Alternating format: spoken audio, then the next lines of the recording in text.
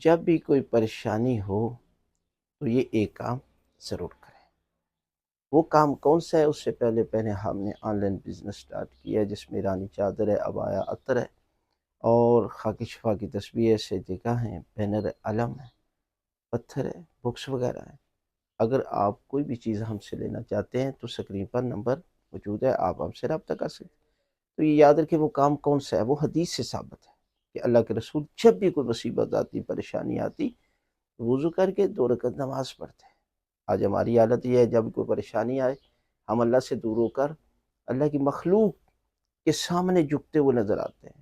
کبھی کوئی عاملوں کے پاس ہے، کوئی جو ہے وہ عمل کر رہا ہے، کبھی جو ہے وہ کسی بابے کے پاس جا رہا ہے۔ حالانکہ تمام ائمہ نے ہمیں حکم دیا ہے کہ جب بھی کوئی پریشانی آئے وضو کرے، 2 رکعت نماز پڑھے اللہ کی بارگاہ میں۔ اللہ تعالیٰ نے قرآن مجید میں فرمایا وَاسْتَعِینُوا بِالصَّبْرِ وَالصَّلَاةِ، مدد مانگو صبر اور نماز۔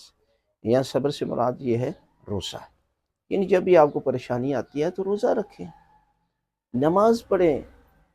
اس لیے کہ آپ دیکھ لیں کہ اگر طوفان آئے، آندھی آئے، نماز یاد واجب، زلزلہ آئے، نماز یاد واجب، چاند گرہن، سورج گرہن آئے تو نماز واجب۔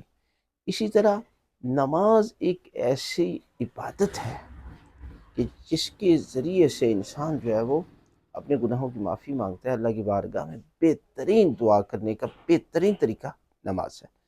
لہذا آپ یہ ایک کام ضرور کریں، اور اس کے بعد نتیجہ یقیناً انسانوں کو اس کا ملنا شروع ہو جائے گا۔ لہذا انسان جب بھی کوئی پریشانی و تکلیف میں مبتلا ہو تو اللہ کی بارگاہ میں سجدہ کرے، وضو کر کے نماز پڑھے، 2 رکعت نماز کسی اس کا قربتاً اللہ نیت کر، پہلی رکعت میں سورہ الحمد کے بعد سورہ توحید، دوسری رکعت میں سورہ الحمد کے بعد سورہ توحید کی تلاوت کرے، اور نماز کو مکمل کرنے کے بعد تسبیح کا ذکر کرے، دعا مانگے تو خالق کائنات اس کی پریشانی کو دور کر دے۔